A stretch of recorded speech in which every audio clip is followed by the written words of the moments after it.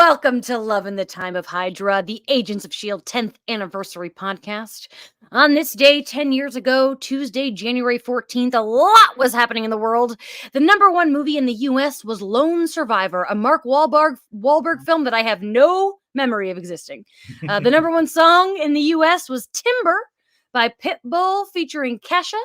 Carl Weathers celebrated his 66th birthday, and Bruce Springsteen released his 18th studio album, High Hopes. But the most important thing that happened on this day 10 years ago was Agents of S.H.I.E.L.D.'s 12th episode ever, Seeds, aired on ABC at 8/7 Central. Hello, I am Jamie Jarek, and I'm here with my co-host, boyfriend, and level 1 Agents of S.H.I.E.L.D. fan, Tony Paletto. Hi, Tony. Oh, that new title makes me feel so powerful. Hello. Thank you, everyone, for listening and for joining. I did see Lone Survivor in theaters. Pretty good. Pretty damn good. Oh, wow. Yeah. Good to know. I'll have to remember that. It's rare that I'm like, I don't know what that movie is. So, yeah. Pretty interesting. Yeah, it's not your jam. No. Okay. That's fair. But you know who is my jam? Our guest today. I'm really excited to introduce our guest. We are joined by the co-host of the 24 Minutes of A24 podcast, the Movie Draft podcast, and senior film critic for Agents of Fandom. Say hello to Ethan Simmie, everybody. What's up? How's it going, guys? I'm so excited to be here. Welcome, buddy. We are so excited to have you. I heard that you did on your draft podcast a Tarantino draft today. That's correct, yeah. And I know from our social media friending that you just, for the first time in your life, finished his filmography. That's true, yeah, that's true. So the episode of the podcast won't drop until January 23rd, so be on the lookout for that when the episode does come out. But I just watched Jackie Brown like 2 nights ago. That was the final Tarantino movie I had to watch all 10 /9 Tarantino films. And it was a really fun adventure. I had like 3 that I hadn't watched up until this past week, and it was pretty awesome. Cool. I'm jealous of you because Tarantino's been my favorite director since I was 13. I don't know if you know this, but the only reason Tony and I are together is because we were at Tarantino's movie theater that he owns, and I kept looking at Tarantino, and Tony thought I was looking at him, and that's why he had the courage to talk to me. So Tarantino's very important in our household. So I'm like excited for your draft episode. That's the power of Tarantino, man. Not only is Tarantino our Cupid, but we have more or less decided that the Delphonics song that's heavily featured in Jackie Brown is our song. So I love that. I love that. I think that's the best part of Jackie Brown, to be honest, is when they're just jamming in the car, listening to Delphonics. It's a big win. It's such a good song. Tony was hesitant. He's like, but that's Jackie and Max's song. And I was like, that's okay. we can share a song with them. Right. Next gen. Yes. Ethan, we like to kind of kick off the show by talking about what we were doing 10 years ago today. Do you know what you were doing 10 years ago? 10 years ago today would have been 2013. I would have been 19 years old. 2014. Sorry. Yeah, 2014. So I would have been 20 years old. I was in college. I didn't know what I wanted to do, so I was pursuing a degree in finance, which I don't use at all this day, and working 2 jobs to get through college. That's probably what I was doing. So I don't have a lot of follow up to that, except just trying to get by. You're just being an adult. You're learning how to be an adult. Yeah. It was tough times, I respect it. Tony, what were you doing other than seeing Lone Survivor in the theaters? Oh, I saw Lone Survivor in between shifts. I was working as a short order cook in Topeka, Kansas. But that was a rewarding job in and of itself. No one can trust Tony. That's just the way it goes. I'm going to tell you right now, I have no idea what I was doing January 2014. But I do know that I was embarking on my adult life. I've talked about this a lot, but I graduated college the year before. So I was working at Grubhub doing my thing. I wish I had more exciting things to share. But sadly I don't. But what is exciting, everybody? Wait. I didn't. So sorry. What, Maria, please. I just have to share because I moved to Los Angeles January 11th, 2014. Oh, shit. Wow. I'm officially 10 years in Los Angeles. Did you just realize that? Exciting. No, I knew that I had been 10 years in Los Angeles, but I just realized that the days were like very. So I was not watching Agents of S.H.I.E.L.D. I was panicking about my new apartment. Yeah. Well, like 10 years, that makes you a Angelino for An sure. official, yeah. Yeah. Hell Once yeah. you hit 10 years, that's it. Congratulations. I feel like that's a really good deal. It is really cool. To go. Thank you. Continue. Well, I work on Sundays, everybody. I've always, the last 5 years at my job, I work on Sundays. So Tony and I went to brunch today, and I want you to know that this is a drinking day. We are saying fuck dry January. We're drinking. So I want all of you listening, if you are over 21 and if you're not driving, I encourage you to pour a drink. I've got seltzer in my Shield mug, and drink along with us today. Who knows what could happen? I've had a lot of champagne already today. I think it's going to be a great time. It's going to be fun. Just so you know, Yeah. Maria, disembodied as she may be, is also drinking. So, Yeah. Yes, that's true. Don't think that you can, if people who are in the chat, don't think that you can just, go dropping spoilers because Maria's getting tipsy. Tag your spoilers in the chat. Otherwise, Maria will beat you I'm up. still here. Yeah. I might even be more ready to ban some people after a few drinks. So be extra careful. Yeah, I'm only worried about myself. This is our first time ever doing a pod where we're having a little drink. So Wow. I do, Tony shouted out the rules, but I wanted to say hi to everybody who's joining us live and everyone who's been listening and engaging with us on social media. I want to give a special shout out to our listener, Susie, who sent us the nicest message. It was so sweet. And she told us that she found me because she was looking for positive reactions to the Marvels, and that led her here. And that makes me happy because we love positivity and we love women. So thank you so much. If you have friends who are women and like positivity, send them our way. Ethan, so I don't know much about your Agents of S.H.I.E.L.D. history. Mm-hmm. Tell me a little. Did you watch the whole thing? Did you watch it from the beginning? What's your dealio? Yeah, so I have a pretty personal relationship with Agents of S.H.I.E.L.D. actually. So my best friend, who was actually has been my landlord for the last 6 years, ended up being my best friend. We have children around the same age. We live in like an ADU that's right behind their property. So anyway, we spend a lot of time with them, right? So he was watching Agents of S.H.I.E.L.D. on Disney Plus, gearing up for the final season to like catch it in time for live television. He got me on the train, and basically we watched Agents of S.H.I.E.L.D. together, season 1, episode 1, whether physically together sometimes or just like, hey, get to this episode by this date so we can talk about it kind of a thing. But the thing is, we watched all of these episodes in prep for the final season while he was going through chemotherapy. So that was like our connection point to each other of like, hey, this is how I get to see you this week, or this is how we get to spend time while you're in the hospital or whatever it may be. Very, very cool. Bring over dinner to the hospital, watch like 4 or 5 or 6 episodes of Agents of S.H.I.E.L.D. And spend that time together.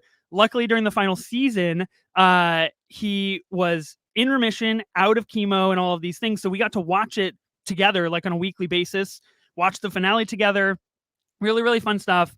He unfortunately just passed away last January. So this is my first time revisiting Agents of S.H.I.E.L.D. since he passed away. I know I'm packing a lot into one story here, but so I have a very deep fondness for going through Agents of S.H.I.E.L.D. and like a great personal history and connection that really is like used as this like thing to have memories of my friend. And S.H.I.E.L.D. fucking rocks. So yeah, I love this TV show. What was his name? His name was Mark. All Great right, guy. let's pour one out. Mark. Yeah. Cheers to Mark. For everybody Mark. who's sipping with us, to that gentleman. Mm-hmm. Wow, Ethan, good luck to every guest we ever have for the rest of this podcast. That was so beautiful. No, that was beautiful. And I Agents of S.H.I.E.L.D. it brings people together in the best and the worst of times. It's a special show, and wow, thank you for sharing that. Wow, not a good time to be tipsy. I'll tell you that. I'm like, I can't cry on a podcast. I don't know. We gotta really bring the energy back. We gotta go. I'm sorry. Yeah. Whew. No. And Ethan, I'm trying to remember how we met, because we've been friends online for a while now, and I believe it had to have started through Marvel. I would assume in some way. so. Yeah, Mhm. I used to have a Marvel podcast actually called 15 Minutes of Marvel. So much in the same vein of the current podcast that I have now, 24 Minutes of A24. The idea was like a bite-sized bi-weekly podcast about what's going on in the world of Marvel. I only did that for probably a year, but I'm thinking that might have been how we got connected. I know you've been on my A24 pod, and you know we've talked offline and stuff, but I'm pretty sure it was Marvel that brought us together. Yeah, I love that. And we're also now pen pals because we swapped Mission Impossible merch. Oh, that yeah. I have the poster right got there. yes, I got a poster and you got a pin, and we Yep. wanted the other. So we Yep. are pen pals. We know where each other lives. You are also deemed as like the jewelry lady in my house because Yes. with that poster, you offloaded a lot of jewelry to my children, and they were very thankful for that, and they use it all the time for dress up. That makes me so happy. Anyone, if you follow me on TikTok, go find the video of me opening a box of costume jewelry that my father's wife sent me. It's ridiculous. It was just crazy. But you know what else is crazy? Agents of Shield. We gotta transition and start talking about this episode. The episode is Seeds. It was written by Monica Owazu Breen. We've talked about her on the show before because she also wrote episode 8, The Well. But a little reminder, she was co-executive producer and a writer during the first 3 seasons. She's definitely big in TV. There was a point where she was supposed to be doing a Buffy reboot. So if I feel like drink, I mentioned Buffy. So he was the one who wrote it. The episode was directed by Kenneth Fink. He was a producer on CSI for many years. He directed lots of TV, but this is his only S.H.I.E.L.D. episode. But his directing credits include Dawson's Creek, Fringe, Arrow, Gotham, and Blind Spot, starring Marvel's own Jamie Alexander. So he's got a great lineup. And then, of course, moving on to the cast, we've got our core 6. And this is a pretty good guest star episode, folks. We've got Dylan Minnette as Donnie Gill. Dylan has a pretty dope filmography. He's in a lot of stuff. Most recently, he was in Scream, the 2022 Scream. He was in The Dropout. We've got David Conrad back as Ian Quinn. Christine Adams is here as Agent Weaver. And Tony and I, we've been slowly watching all the Bonds, and we're in the Brosnan era. And we were watching World Is Not Enough. And I clocked her sitting in a casino. She was just chilling there. And I was like, Weaver. And that was her first ever movie credit, was just girl in casino. So awesome. That's rad. Got to start somewhere. Yeah, exactly. And being like a hot lady in a Bond movie is a pretty good place to start. Yep. We also have Daniel Zavato as Seth Dormer. Rip. He was just in The Pope's Exorcist, which I know Tony and I haven't seen, but we've been dying to watch that. Ethan, have you seen The Pope's Exorcist? No, I haven't seen it yet. Unfortunately, or fortunately, I'm not quite sure. Exactly. Yeah. So my partner watched it. My dad was training to be a priest. Long story. Did not end up being a priest. Wow. But my partner watched it and was like, this is so incredible. This is what we're getting your dad for Christmas. So we gave my dad the movie and then the book that the guy in the movie wrote. Wow. So he got the whole information packet. That's great. It's like a press package for your dad. That's cool, yeah. The last Russell Crowe movie that I watched was the Michael Mann's The Insider, and I feel like I need to keep that Russell Crowe performance like top of the mind. I cannot stoop to The Pope's Exorcist. It's hard, isn't it? That's my problem right now. Yeah. Everybody saw Russell Crowe in Gladiator, and they were like, "He's amazing." And then a lot of people like us went and saw The Insider. We were like, "Oh, he's been amazing for a long time. What the fuck happened?" Big time. Yeah. Wasn't he also nominated for The Insider? Yeah, I believe 2 years in a row. Yeah. 3 years in a row, actually. We're also a Michael Mann household. So the problem with having Ethan on the podcast is we're gonna while we're drinking, is we're gonna go on tangents about movies. That's absolutely gonna happen. Sorry. But you know what? I'm not on a time limit. That's not true. We have a party to go to. But also, finally, we got Boyd Kessner as Agent Lemley. I think he might be pals with Clark Gregg because he was in Clark's movie Trust Me the year before this. That is just me guessing. But I feel like Clark was probably like, hey, buddy, come be in the show. I'm making it up maybe, but who knows? Let's find out. Cool. when we get Clark Gregg in the podcast one day. Cross our fingers. I hope so. Next episode, I think, right? That'd be yeah. I don't know if he can follow me Do up, not lie. but we'll see. Yeah. He's got a lot of stories, but none of them are going to hit that hard. Nope. So in this episode, part of the team heads to Shield Academy after a group of students are attacked by an icy threat. Meanwhile, Coulson and May look further into Sky's past while Coulson deals with his newfound discovery about his death. A lot is going on in this episode. Ethan, initial thoughts. Do you like this episode? What were your thoughts here? Yeah, I do like this episode, and I think I don't want to come in as the guest and be like, "Oh, there are better episodes," but I think this is actually quite a good bottleneck episode for like season 1 because it doesn't necessarily feel like we're getting a bottleneck episode because we're leaving the bus, we're going to different places, we're kind of taking this detour to Shield Academy and kind of doing this like side quest. I've been playing a lot of Hogwarts Legacy right now, so quests are on the mind.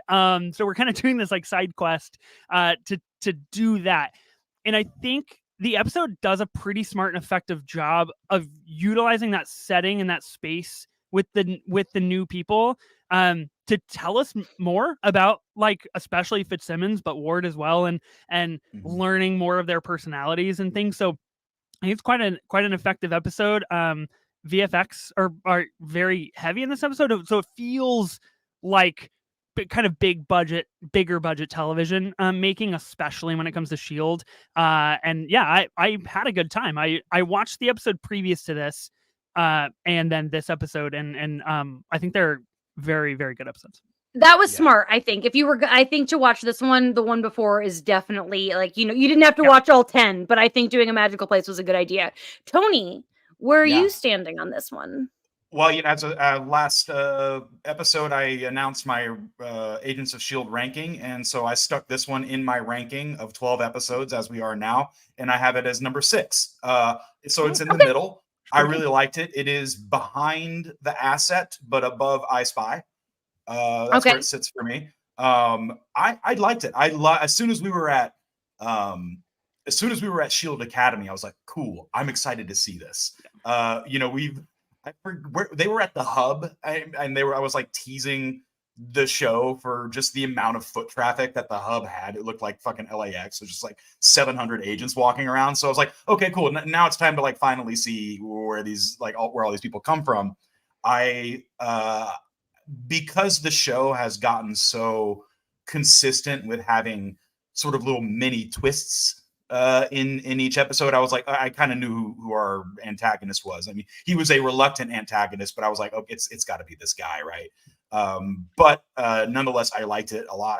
I really liked seeing Fitzsimmons, like, their dream is being fawned over by students. Like, that is just them in their zone, and they were elated. They had rehearsed their jokes. Like, they were just having, it was their time, and they were both on the exact same page of like just soaking that in and having such just letting themselves be proud of themselves. I thought was delightful. Yeah, I agree with Ethan where it's like, this is not a favorite of mine of the season, but there is a lot to enjoy here. I do like this episode. And for me, it's because we get to see Shield Academy. And I love teen shows. I deeply. And especially teen shows with some kind of supernatural or any kind of twist to them. And I have said many times that if I could develop any kind of Shield spinoff, it would be a Shield Academy spinoff. I would love a Shield Academy show where you just watch all the training and everything. That would be so my jam. I wish we could see that. I do want to shout out Silva Surfa in the comments says this is the last kind of okay episode before it's just all bangers. And we kind of do have all bangers from here on out. And that's like pretty like there's a little bit of debate about it that I do agree with, but I don't want to spoil things for Tony. But with maybe one exception, whenever people say about season 1, I'm like, I don't know what you're talking about, because we got so many good episodes coming, especially the next one. So can I also say I think the a really strong point for this episode is that kind of montage that we get at the end with Sky and Coulson, and I think that works well in like this kind of this dyad, if you will, of the magical place and seeds. And Coulson kind of coming to more cognizant understanding of what Tahiti is and what he thinks it is and what he believes it to be and what it might turn out to actually be, and these types of things, and how Coulson never like loses sight of his fatherly like responsibility, not only to the team but to Sky in particular, and feeling that responsibility to not only tell Sky but to like utilize that moment and say, how do you respond, who do you become? And I think it is quite clever screenwriting to have Coulson deliver that message, because it works with Sky, it also works with Coulson moving forward.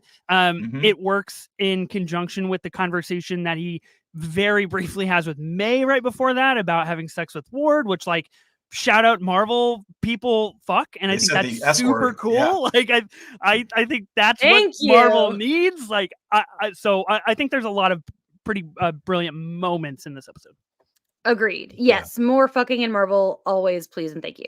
And can I follow up something regarding that? I think that I'll allow it. Yeah, I could tell you wanted to get to the next point, but if I may, I agree with you wholeheartedly, Ethan. And it was also for me this idea that because Coulson is the moral center of the show, and it's the thing that I keep adoring about his character is he's always giving people the benefit of the doubt. He's always trying to do the right thing against all odds. But the idea that he sat there with May and said, I'm sick of secrets, and then come to his scene with Sky, and she's inquiring about, she can tell something's up and that he's being withholding. And he just has a great moment of like, I can't live like this. I can't, it's like it was eating at him because he just crested over a serious life-changing secret that he now has to live with. And he was in no place and in no shape to do the same thing to Sky. So I really I really loved his just not only him telling her, him preparing her for how bad it is, and then giving her I like that it fades out because we don't need the information. We just get to have her receive it. And it was a really beautiful scene. Yeah. Wow. Love this. The perfect time for us to just jump around randomly is while we're drinking, and I appreciate that. But I do want to head back to the beginning, because we start the episode at Shield Academy, and kids like are messing around the pool. It starts to freeze, but I love that the big like reveal is when they show the Shield hoodie. Oh yeah, that was fun. Shield merch. Yeah. They put that stamp on everything, and I'm like, but also I have some like a Shield sweater, but I want that specific hoodie. So if anyone in the comments knows where I can find that exact hoodie, send me the link, please. Yeah, it's a cool hoodie. Yeah, Tony, what did you think about? Were you surprised that we were at Shield Academy? Did you see this coming? Because they've been talking about the Academy. No, I didn't see it. It was a nice surprise. The Shield hoodie came out, had the same reaction, and then I was excited how quickly we were on campus. I was ready to jump in there. I like that a lot. Mm-hmm. Yeah, Ethan. How long has it been since you've watched this episode? When did I rewatch this episode for this? No, before that. Yeah. Gosh, probably 5 years ish. Like okay. I think we were going through the series around 2019. Yeah. Okay. Did you have any surprises where you're like, oh yeah, we're already do like ice machines and stuff? Yeah, I think it's really interesting because this is like the core of like what network television used to be, right? It's like 22 episode seasons, and we get like five seasons, and all of this like large swath of content. And when I watched this episode and the episode previous, I immediately I remembered, I was like, oh, whole episode about the ice machine, like at the Academy, like this is cool. So it came back to me very, very quickly. I don't know if that says more about me or the show or my attachment to Agents of S.H.I.E.L.D. But I do like the kind of self-effacing, like it's a cold open pew pew. I thought that was clip it, Maria. Clip it. I like that. I like the reveal of the hoodie too, because like I didn't know, like you, Tony. I guess if it's been talking about the Academy and other things for a while now, I was just like, oh wow, okay, cool. Like this ties into S.H.I.E.L.D. directly. So it was nice. Totally. Yeah, I love teens. And we learned that the academy is broken up between science and technology, operations, and communications. And I love this because we instantly learn that science and technology has a feud with operations, which gives us some really fun moments between Fitzsimmons and Ward. And Ward brags that operations has the most dropouts, but then science technology is the hardest to get into. And then we learn that communications is the easiest. And I love how Fitz just so kindly points out that that's where Sky would be if she was going there. I do want to ask, where would you each be? Where do you think you would be in Shield Academy? I would probably be in communications just because I'm nowhere cool / manly enough to be in operations, and I'm not smart enough to be in science and tech. So I would be in the one that's easiest to get into. That seems fitting. I would also probably be in communications, Yes. although I might be scouted for operatives. But I would say no, not for me. You would be scouted, you think? Good call. Yeah, probably. Oh wow! think so. I mean, you're a big tall man. Big tall man. I would absolutely be operations. I'm terrible at science, and I have no physical skills. Communications, yeah, I would be communications, no doubt. And I would be terrible at the sky. I would be like a Coulson. I think I could go around the world and talk my way out of shit, but I also don't speak any languages, so that's problems. But baby, that's an operative. That's not a. You wouldn't be in communication. You would be an operative. If you're a Coulson, you're an operative. No, I think Coulson's an operative. Coulson's a field guy. Like, he has a field background. You know, Coulson's a hybrid. Okay. Yeah, Coulson's, at this point, Coulson's a hybrid. Yeah. Yeah. Okay. Yes, I feel like Coulson went through communications though when he went through Shield Academy. Okay, I actually don't know. I'm on Team Jamie on this one. Okay. Yeah. Okay. Chat, if you know an actual fact of where Coulson went through, tell us, because I assumed he went through communications. Maybe that's a prequel that we could do. We could do Coulson at the academy. That's a good prequel. Ooh, spin-off right there. Okay, who would play young Coulson? Let's start. We don't have time. Salty Shield Stan in the comments says Coulson was in communications. I don't know if they're guessing like us or if they know, but I'm just gonna say that they agree with us. Okay, I stand potentially corrected. Okay, we'll see. Well, everyone is agreeing with Ethan and I that he's communications. All right, so Sky, Maria says that in the comments that she wants to be science, but realistically would be communications. All right, so Sky is kind of struggling with the fact that she, quote, hacked her way in. And, so we're basically getting all this stuff. So just rounding it about, how do you guys feel about where we are in Shield Academy? Ethan, do you think this is a good representation of what something like Shield would be? Just these 3 zones? Yeah, I mean, I think so. I'm not as deep into the backstory, like the lore, the fanfic as you guys might be. So I haven't put a lot of thought into what Shield might be, but I think based on the core team that we have that we're traveling with for Agents of Shield, this kind of a set out for an academy totally makes sense. And I think the episode in particular does a really good job, like Tony, like you were saying, of Fitzsimmons coming back and kind of being the stars of the science and tech division and stuff. And so it makes it a lot easier to just buy into oh yeah, they just they went to the academy 7 years ago, probably. That's super cool. I think it's great. Yeah. We also get the SSR reference. The Science Technology Building used to be the Strategic Science Reserve. And of course, the SSR was created by FDR to battle Hydra in the 40s, and eventually it was absorbed by S.H.I.E.L.D. And I love those little nods. I mean, anytime we get an MCU nod. Mm-hmm.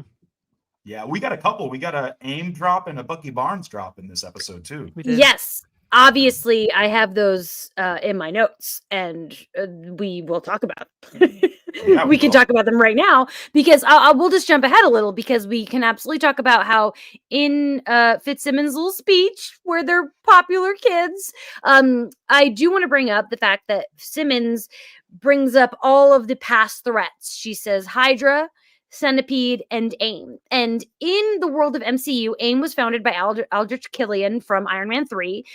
But in the comics, AIM is responsible for creating the Cosmic Cube, aka the Tesseract, and MODOK. But I want to bring up the fact that Gemma name dropped Centipede, because I feel like they're still in the midst of the Centipede drama. And maybe, do the students know about Centipede? What, like this feels like a little bit classified to just be name dropping Centipede. Did you think of this? Good point. Yeah, I don't know. It does feel a little too soon. But it also, from a really like high level writing perspective, like Gemma getting up there and being like, AIM and Hydra. That's it. Those are the things we face. Like that doesn't roll off the tongue quite like 3 threats do.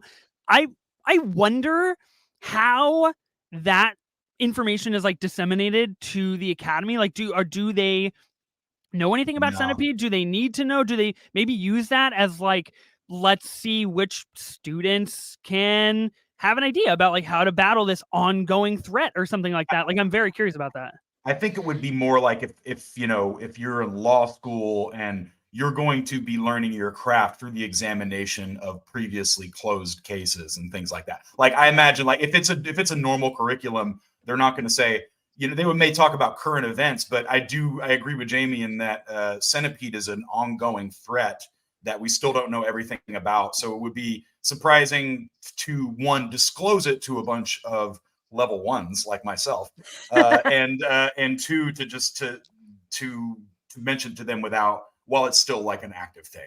But I didn't think about it in the moment, that she was talking about a current problem. Well, that's what I'm here for. This episode is kind of, we very much have two very different stories happening.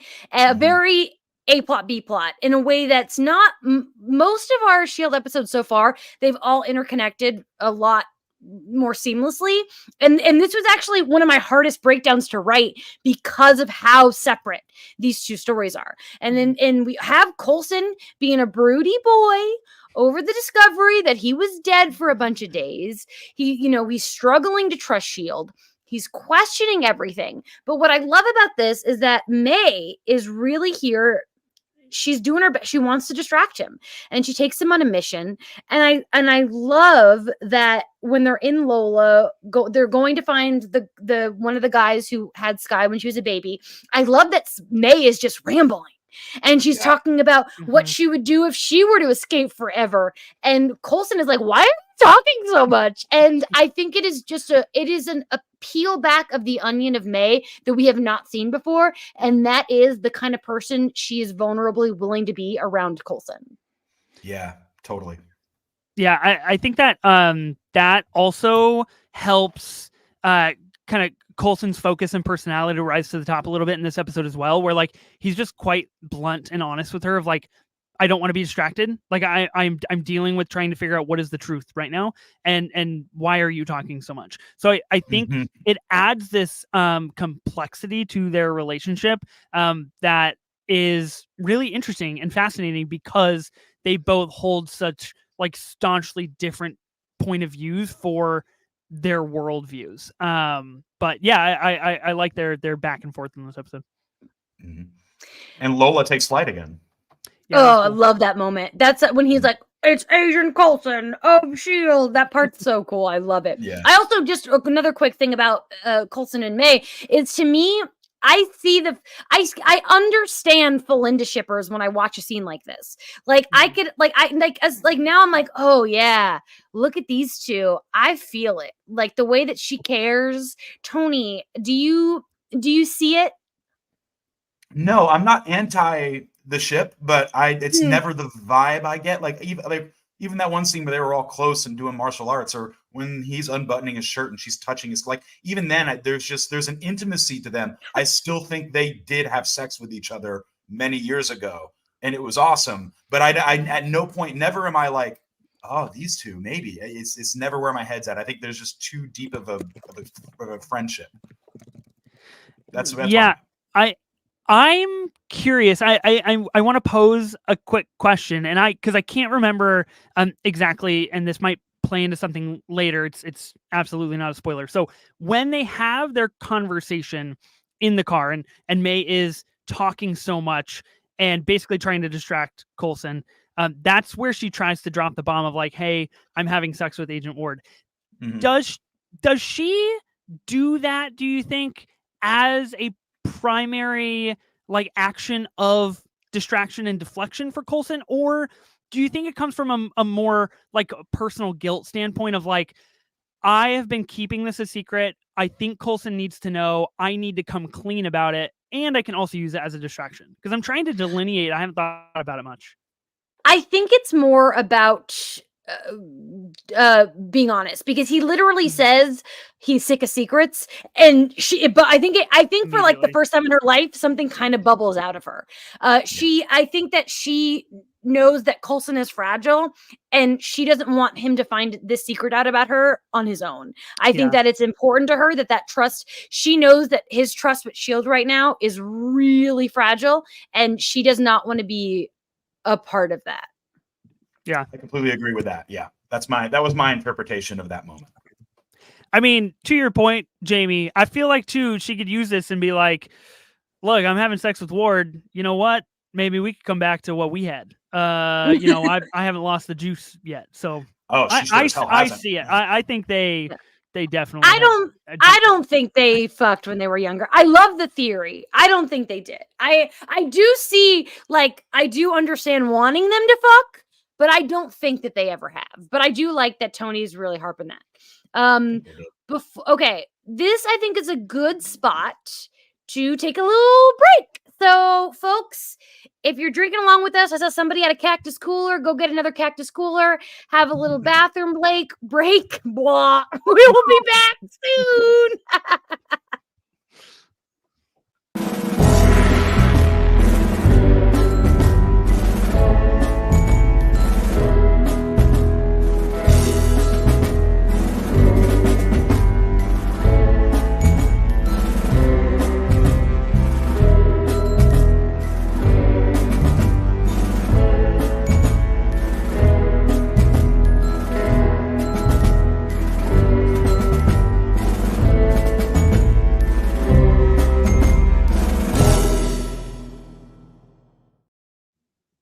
Hello and welcome back to Love in the Time of Hydra. We are talking episode 12, Seeds, with our friend Ethan Simmie. We are so happy for all of those who are joining with us right now.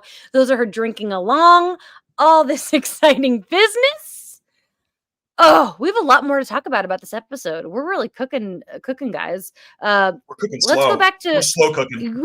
Yeah, we are in the crock pot. So during Fitzsimmons' speech, Donnie gets ice attacked. It's very superly dramatic. It all comes down, all this happens, but afterwards, Ward suggests that Fitz goes and comforts him, which Simmons and Skye think is super cute. And meanwhile, the rest go to the boiler room, the really cool hip club. So we get to see a little bit more of S.H.I.E.L.D. and this kind of reminded me of Battlestar Galactica and how they take what they have and like create their own kind of party zones in just this is all we got, so we're gonna do stuff with it. Well, get your glass, because I made another Buffy reference when I saw it. It reminded me of the Bronze.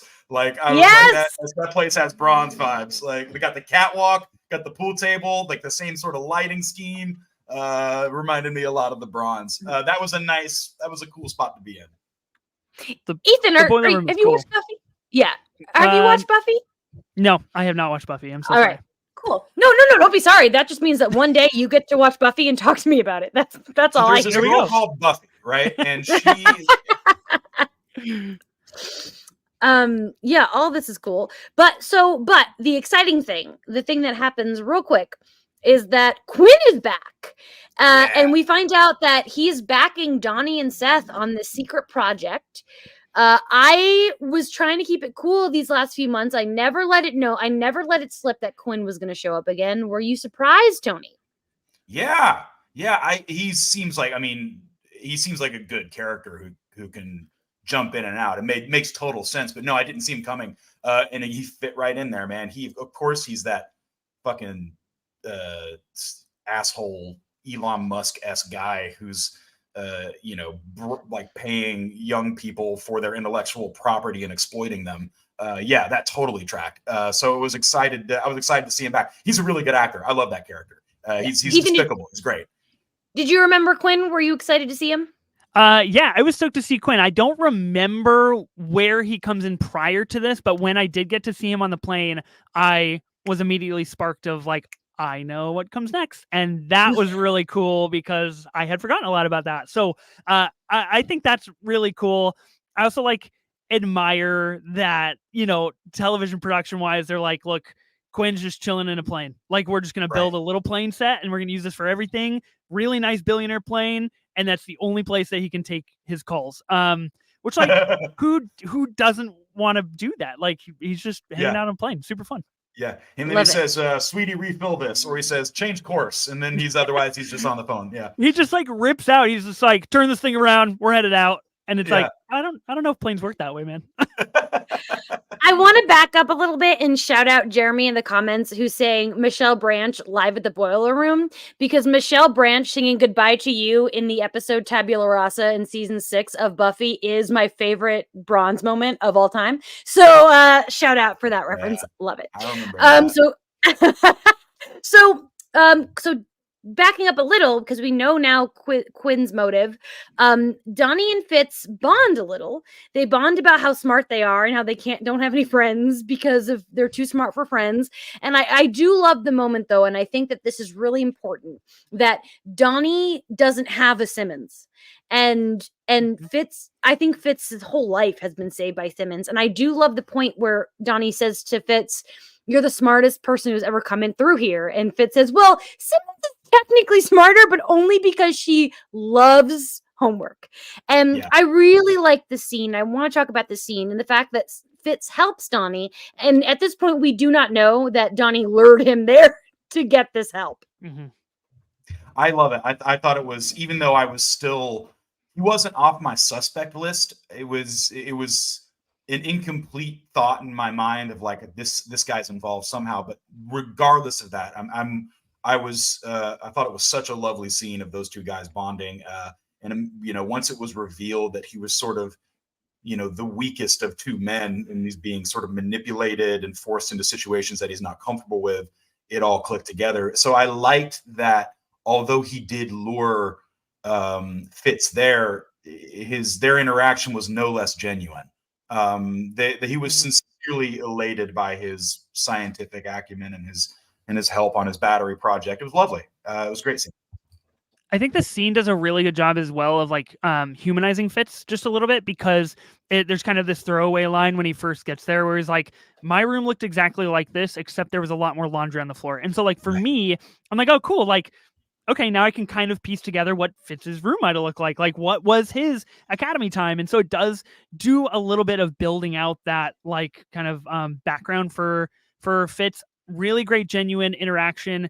And then I love the moment when Fitz is on the phone with Gemma, and it takes Simmons to basically tell him and remind him hey, there might be something sus going on, because he doesn't think about it until that moment. And he's going down the stairwell, and then she is the one that kind of sparks that idea that it might not have been so wholehearted. So to your point, Jamie, the Fitz and the Simmons, they are a unit, and they are perfectly combined to understand all these problems. I got chills. They just are a team, and it's so beautiful because they are two of the smartest human beings on the planet in this universe. But the fact that they need each other to complete their thoughts, I think, is really kind of beautiful. Yeah. So we know that now Donnie and the other kid have been trying to build this ice machine. They're doing it with the backer of Quinn, but now they're like, uh-oh, we're in trouble.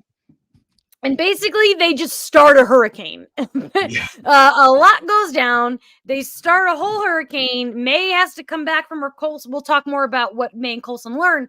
But May now, Tony, I loved it. Tony was like, he saw this and he's like, "Oh, drop me in the hole." Yeah, That's yeah, I what know. Tony announced. The bus was like flying over the eye of the storm, and I was like, "Drop May in there!" Like I just like just send her down into a dive, and she'll nail it. She'll break the machine. Her plan was probably safer and better, but yeah. I think it's a little intense to be like, "Uh-oh, Fitz, you weren't supposed to see this," and then to escalate to be like, "We got to bust this thing out, man. We got to make a hurricane. We got to make this happen right now." Is a big jump. But Donnie's being pressured on his end as well, so I get it. Yeah, And it these makes aren't sense bad too. kids. Yeah, the advancement of the weapon that the thing that I thought was actually kind of neat. There's a lot of psychobabble and all, or science babble in all of the show and Marvel at large. But like the idea that Fitz was like, what you need to do is adjust this battery so that it pulls oxygen in to cool itself. So it made sense that when the device was activated, it was oxygenated, which helped it grow in the atmosphere to become. Gee, guys, maybe I would have been in a science class. What do you I was think? going to say, you're putting in your application right now. My eyes glossed over, so I know you're doing something right. Yeah, nailed it. I can talk science on a Marvel scale. Yeah. No. So I thought, anyway, I was impressed by the amount of detail in the device. It was cool. And just to close out this storyline, the other kid fucking dies. Like that child dies, and that's intense. It's clearly all a motivation of Donnie, and I wish I could say that like Donnie the Ice Guy coming soon to ABC. Like it does kind of feel like they're setting up a spinoff, or at least maybe we'll see him again. I don't know. He's become an Iceman, but that scene is really dark where they're trying to bring. I for sure the first time I watched this thought that kid was gonna live through that Grey's Anatomy drama. I didn't feel bad for that kid. He sucked. I mean, I also thought he would live, but I was like, yeah, well, that's what you get for being an asshole. Like, I don't know. Sorry, dude. Yeah, sorry, dude. I think it's really interesting, like in the grand scheme of MCU and like Agents of S.H.I.E.L.D. and stuff, that they kind of the writers and the people who put all this together were kind of just like, you know what really raised the stakes? If we just fucking kill this kid, that would be cool. And then they just did it. They just like went along with it, which like kind of works because like we don't give a shit about this kid anyway, and it mostly impacts Donnie and S.H.I.E.L.D. Right. And it kind of works on a deeper level of maybe understanding that the Academy is not as buttoned up as we're led to believe it might be, or there's not as great mentorship within those programs or what have you. So I think it works. I think it's exceptionally too much, but I think it works. Well, I tell you, the Academy is not buttoned up to the extent that Donnie can have a fucking laboratory come down from the ceiling of his dorm room where he's doing secret experiments. So, yeah, I don't think they're doing a lot of dorm checks at the Academy. That's pretty intense. That's a good one. Because they are, like, you have to have a PhD to get through the door. So most of these people are probably over 21. I mean, they Fitz and Simmons were the youngest people to go through there. Donnie's young too, but most of the people here are not. They're not fresh out of high school. Right. Mm-hmm. So then Donnie gets sent to the sandbox, all that, but we got to wrap up the other big story, which is Coulson and May find out a big deal about Skye. She was an 084, which is like crazy. What does that mean? What does that mean?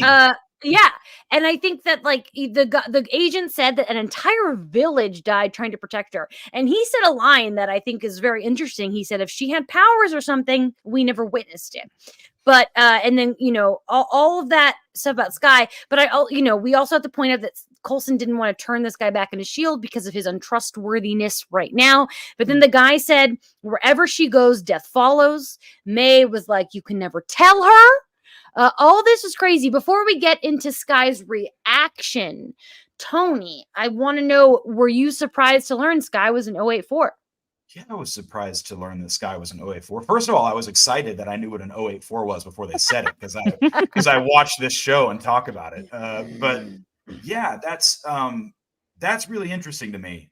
I have no idea, Jamie. Like, I feel like as soon as we kind of tie up loose ends regarding what the heck is going on with Coulson. As soon as that's done, we've got a new thread of in what way is Sky in 084? Like that indicates to me an object. It's essentially an almost like a UFO, but in reference to an object or a person, or I'm sure somebody could tell what the exact designation. Well, is. I can tell you right now, and shout out to Defrosted Robot 77 in the comments, because they in the 084 episode of S.H.I.E.L.D., which is the second episode, Coulson says it is an object of unknown origin, and then he says to Sky, like you, because they don't know anything about her. Oh, so they very much foreshadowed it.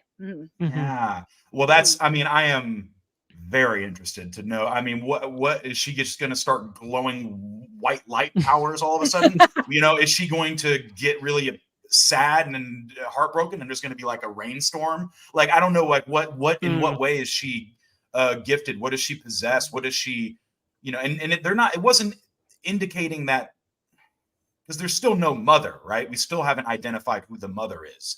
So she herself, Sky, is the 084. I have no idea. Can't wait to find out.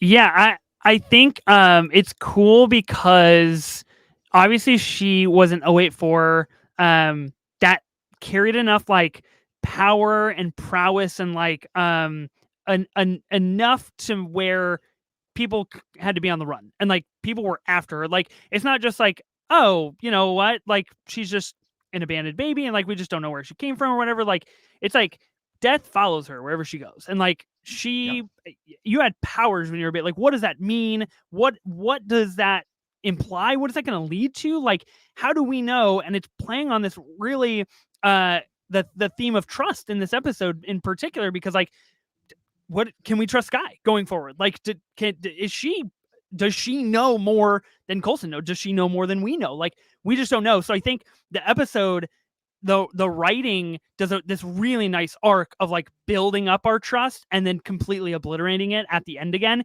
Even when people like Coulson and May are like rekindling certain aspects of trust, we're losing it in other aspects. Yeah. I like that. The added, I know it was really a significant emotional blow to her, but I mean, I can't imagine the relief of learning that you weren't jostled from foster home to foster home because people didn't like you. Yeah. That was literally an active government effort to keep you safe. I think that would be a great relief to the soul, amidst a lot of, other new painful things. But I was happy that she got to receive that information. I feel like that's got to be healing in some way. Well, if you remember a few episodes back, she talked about a foster family that she really liked and that she called the mom, and she tested it out, but then they said it wasn't a good fit. And now we know that maybe that wasn't their decision. And but I love where Coulson is talking to May about how Sky reacted and how she now she sees not the bad, but how now she realizes S.H.I.E.L.D. has always been there and always protecting her. And when he gives this little speech, I tear up. And I want to shout out Matthew on Instagram, who commented, no other person in history has made me cry by crying more than Chloe Bennett. And it's true. Like when Chloe has it, when she gets sad, I'm like, no, not Sky. Don't make Sky sad. And I love that it all culminates in her going to the Wall of Valor and seeing Bucky Barnes' name, as previously mentioned, and this moment. Well, that was actually the beginning. That was. I'm sorry. But she sees her, the agent who rescued her. Thank you. Yes, but she goes back and reflects, and I think that it's kind of special for her. She's realizing that she's had a family all along, in a way. Yeah, lovely. And that's what Coulson said. It's and speaks to the resilience of Sky, and really good stuff. Yeah, I like where it ends with Sky, and I think it's a really wise storyline decision to pop this into 12 when we have 22 episodes in this season. It gives something to really focus on the trajectory of like the back 10 episodes and figure out where this is all going to go with Sky and what it means.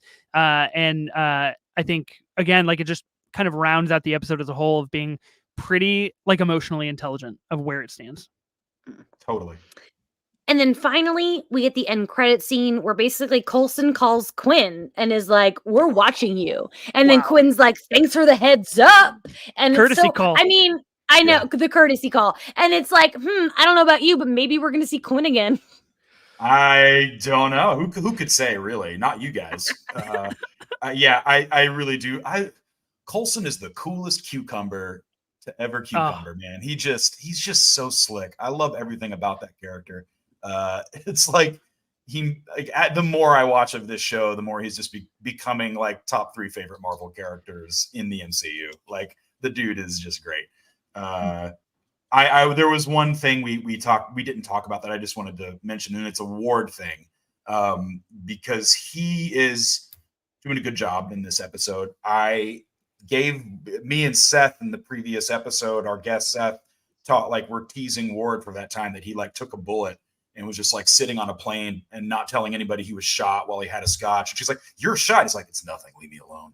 And like, I was like, "Fuck it, that's so stupid." So I appreciated in this episode when he was like, "All right, I got it," and he knocks open a door and it's a fucking full-blown hurricane. He's like, "Nope, I don't got it. I was like, I was 100% sure that he was going to rush out there, like dodging cars and like rolling and like, hiding and stuff, like literally in a fight with a hurricane. And the fact that he's just like, "Nah, I can't do it." It's like, I really appreciated the maturity of that decision. That VFX budget didn't come through, so they had that's the other thing. I was like, maybe they couldn't afford to send Ward running through a hurricane. Yeah. Oh, yeah. But before we get into a brief history for the end of the show, I do want to shout out some people in the comments.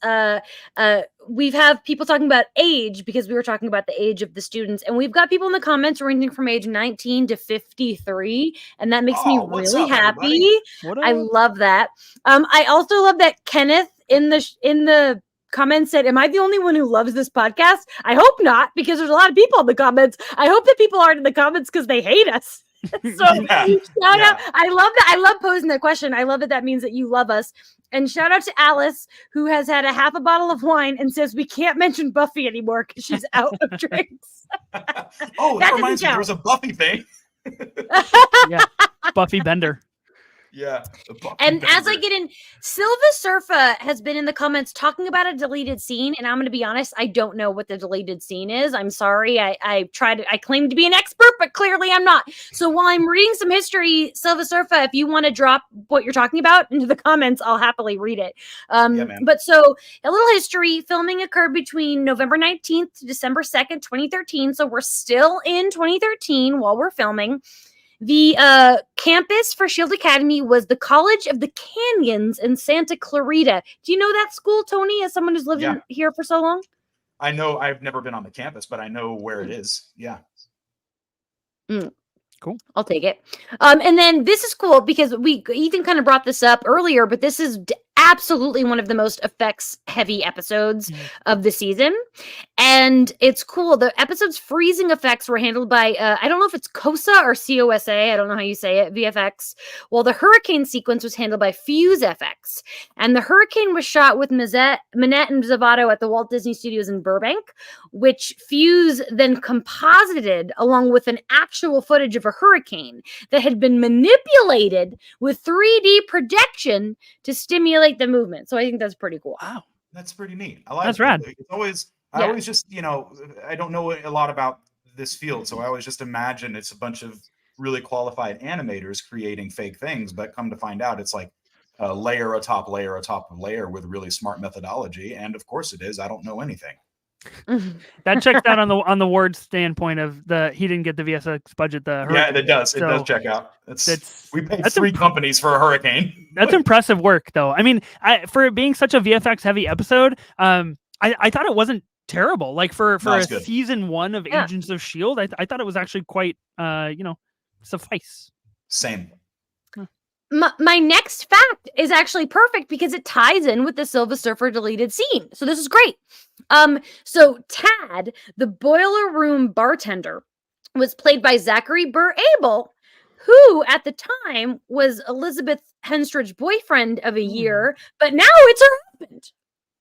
Oh, cool. Yeah, they've been together now since 2012, and he's fun on Instagram. If you don't follow him, he's now does a lot of like travel influencer stuff. So he's constantly going on really cool plane rides and talking about plane deals. But he's also an actor, and they're a really cute couple.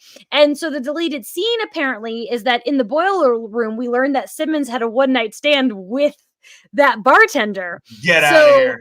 Yes. So clearly That's they cool. brought him in as a joke, as like they were Right. dating at the time, and so they threw him in. Fun. I love that. Yeah. They deleted the scene because they had too much chemistry. Yeah. Well, they probably also deleted the scene because they were like, "Uh-oh, we already referenced sex once. We got to dial it back." Right. Yeah, this can't be too Fair. funny. And Sarah in the comments says that the other deleted scene was Gemma and Sky and Fitz and Donnie talking about their perspective of the Fitzsimmons friendship, which sounds really interesting. She said it's on YouTube, so try to check that out. And then Susie in the comments wonders if we got our answer to last week's question, which is where was that image of Sam Jackson from, of Nick Fury? And Susie thinks it's from the Avengers, and I think that that's right as well, but we did not get an actual specific answer. And I also want to shout out Alice for saying that she loves the podcast, but her friends hate it because she talks about it too much. Get your friends in on the podcast, Alice. Yeah. Get them to listen. Alice. Or get better friends, Out. Alice. Come on, figure out one of them. Or get better friends. Yeah. So before Tony leaves, so we can do a little Tony leaves the room, I do want to share the tragic news that the next episode of S.H.I.E.L.D. was not until February 4th, and the one after that isn't until March 4th. It's so sad. A lot of people reacted to this on social media, and I know it feels weird, but honestly, this is normal for a network show. You've got 22 episodes a season, so the second half has to go from January to May. They got 12 episodes here that they have to spread out. It makes sense. It just sucks for us. So we will be back February 4th, and absolutely between February 4th and March 4th, and that whole month, we're going to do a Patreon. We will miss you for a whole month. We've got to. Ethan, before Tony goes, was there anything about this episode that you wanted to talk about? No, I think I talked about most of it. I think the more that I think about it, the more that I talk about it, the better the episode gets. I think this like Academy side quest type of thing works quite well to what is the word? I'm a podcaster. I can't figure out the right word. To basically clue us in into like a lot of character traits and history of certain people. And I like what they did. I like what they closed and the doors that they opened back up. And yeah, I'm stoked that I got to rewatch this episode. It's crazy like how fast all of this Agents of S.H.I.E.L.D. knowledge like came back to my brain. I'm very excited for Tony to leave the room. That's all I got to say about that. well, then I'll just get the fuck out of here. Yeah. Before I do, I'm going to say some thank yous to Stephanie at Eclectic Muses on socials. She did our wicked artwork. And to Ryan Mira of Yellow Pills at Yellow Pills Music on Instagram. He did our music. And I want to thank our disembodied butt drinking producer, Maria. Thank you, Maria. And for those You're who are welcome. leaving, oh, yes. Yes, thank you, Maria. For those who are leaving with Tony, don't forget to follow us on social media at LitoPod on Instagram and Twitter. From there, you can check out our link tree where you can find out all our places. Please like and subscribe to our channel. We're on YouTube. We're on Spotify. Leave us 5-star reviews. Tell your friends about the podcast. Tell your friends who've never watched Agents of S.H.I.E.L.D. about the podcast so that they can watch Agents of S.H.I.E.L.D. and then follow along because that's the really fun way to do it. So if you have not seen Beyond Episode 12, like Tony, leave the room right now. Goodbye. Goodbye. Thanks, Ethan. It was a pleasure. Thanks, Tony. Good to talk, man. You too. All right, we're leaving the room. Here we go. Okay, he's gone. He's gone. Okay. Hi, Ethan. Hey, Jamie.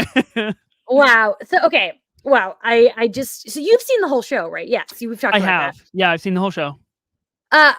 Was it really hard for you to call Sky, Daisy Sky? So difficult. Oh my God. So fucking hard. Like I like, it's hard to come into an episode and be like, okay, I'm only 12 episodes into X number of seasons. Like it's hard because we know what's going to come of Sky, the whole 084 conversation at the end. Like we know what that means. We know where we're going with this is full spoilers, right? Like we're good to Yeah, you can say Okay. what you want. Yeah. We're good. We know where we're going with Quake and the Inhumans, and we know where we're going with Reyna and the Clairvoyant and all of these things that like we are deep in the trenches of like the deep middle of trying to understand all of these things.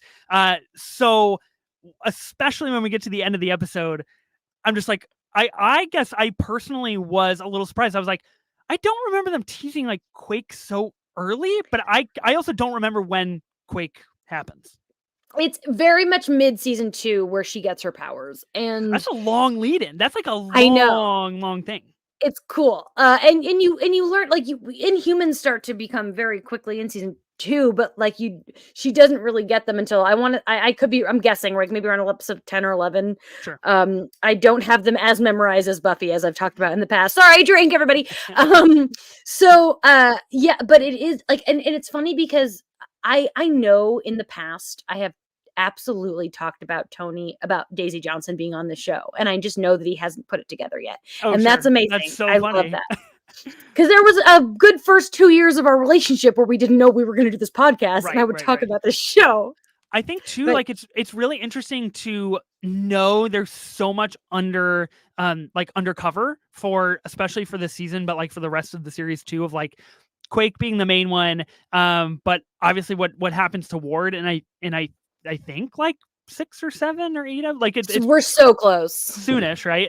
Yeah, so we're really close. We get that huge reveal. Obviously, we're building up to the Clairvoyant and like what that means for everything. And of course, like when Simmons was giving this speech and mentioned Hydra, my brain immediately went to like, oh yeah, the framework. Like that season is fucking cool. So like there's so many like very, very exciting things coming that I don't remember them ever alluding to this early on, which is really fun. Mm-hmm. That's why I always say, like, a show like this, it's so worth rewatching. Yeah. I'm such an advocate. Like, one of my favorite movies of all time is Moonstruck. And Tony, we watched the other day, and it was only Tony's second time seeing it. And there's a moment in that movie that is a joke that you will not understand unless you've already seen the movie. And that's the kind of thing where I'm like, oh, you gotta rewatch it. And Shield is like that. And I love that. I love rewatching stuff. And just talking like specifics. I didn't spoiler for Tony that Weaver is going to come back, but I feel like that's kind of obvious. You're getting an agent like this, but also obviously Dylan is going to be in one more episode as Donnie in season 2. Right. How many seasons of Shield are there? There's 6 seasons? Seven. Seasons. Okay. But 7 and 6 are shorter. I'm sorry, 6 and 7 are shorter. I remember that. Yeah. Okay. So yeah, it's great because like everyone knows this. I talk about it a lot, but Deke is my favorite character, and like the fact that Tony's not going to meet him until December 2027 is crazy. Dude, that's wild. What a ride. That's a long haul for that one for sure. Yeah, I remember Agent Hand a little bit, and then I couldn't remember specifically who the Clairvoyant was, but once I realized who it was, I was like, because of his semi recent passing, I was like, holy crap, like that's a pretty big get for like Agents of S.H.I.E.L.D. to have him be the Clairvoyant, which like totally works for the show. Paxton's the biggest star they've ever had on this show, and I don't know if you remember, but in season 7, his son plays younger version of him, which is dope. Yeah, I do remember that. Very cool. Yeah, I've said this many times in Tony Leaves the Room segment, but Tony's going to lose his fucking mind when Bill Paxton shows up on the show. He's going to lose his mind. Oh, that's so exciting. We're so close. We're so close. But before we say goodbye, Ethan, is there anything else about this episode or anything you want to plug? Anything that you want to say? Yeah, I think the only thing that I wanted to say, and I know it kind of pertains a little bit to the previous episode as well, The Magical Place.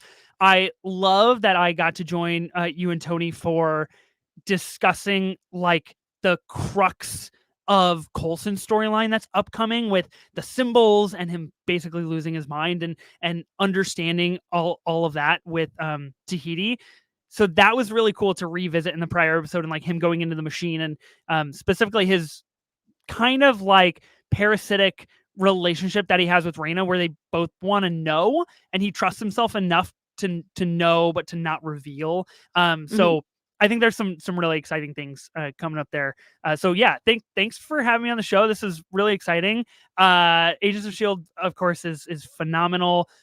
Tune into my upcoming podcast, the movie draft podcast. New episodes every Tuesday. We just draft movies and talk about movies. And then my other podcast, 24 Minutes of A24. We're actually covering the Oscars right now. So we turn into 24 minutes of the Oscars. I know you were on last year to talk about some movies with us as well. So we'll be covering all Best Picture nominees leading up to the Oscars. So if you have any interest in those kind of movies and award shows, join us. I mean, if you haven't done a Poor Things episode yet, we're recording tomorrow. Damn it. Okay. Sorry. We'll talk. It's okay. I do love being on that podcast because, as I talk all the time, all my podcasts are about Marvel. And sometimes people forget that I am a cinephile and I love film and I don't get to talk about movies as much as I'd like to. So, yes, I'd love to come on at some point. So hit me up. But yes, everyone check out Ethan's podcasts. He is great. I always love getting to talk. And we went a little long today. And I think it's because of the alcohol. A drinking episode is always a good episode, honestly.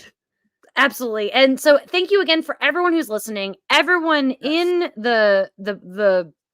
this chat. See? Oh, I'm lost. Hi, Richard. Now. I see Richard Nevins in the chat. Just want to give a shout out. Richard's an OG. He was back with me in the day. So what's up, Richard? Hi. And Alice is saying I should do a Buffy podcast. As much as I would love that, just go listen to Slayerfest 98. It's an amazing podcast, and I have been on some episodes of it. So I wish that there weren't already such good Buffy podcasts, but that's why we're getting in front of the Shield. We are the Agents of S.H.I.E.L.D. podcast, and I'm so happy about it. As far as I know, I hope that's how people will eventually view us. We're only 12 episodes in. But sadly, there are no more episodes for the rest of the month. But tune in on Sunday, February 4th, because we are talking episode 13, Tracks, which is such a good episode. Tony's gonna fucking love this episode, you guys. You're not ready for how much I know Tony, and he's gonna love this episode. Oh my god, we didn't even talk about Deathlock's coming up, man. Deathlock! Yeah, I know. You want to know something crazy really, really quickly? I'm so sorry, but my friend that I mentioned at the very top of the episode, he ended up being an amputee. He had to lose part of his leg to get rid of the cancer and head into remission. So when he got his bionic leg, I would always refer to him as Deathlock. And that was kind of like our Agents of S.H.I.E.L.D. thing. And he even had his Amazon packages delivered to Mr. Mark Deathlock Leaser. So that was pretty cool. That's pretty dope. I love that. Yeah, Tony's. Oh, I'm just so excited for Crazy. Tony. So again, we'll be live on YouTube and Twitch once again, February 4th, 5 p.m. Pacific time. And then after that, you guys, we're heading into the leap year, which means that starting episode 14, the anniversaries are on Mondays, but I believe we are going to continue doing the live shows on Sundays because it's just better for everybody. And then we will release the episode on Monday for the 10th anniversary. Stick around for more announcements, all this stuff. We're going to miss you, but we'll see you on the 4th. If you can't make the live stream, as always, the episodes are coming up on all podcast platforms. Thank you so much. Thank you, Ethan. Goodbye.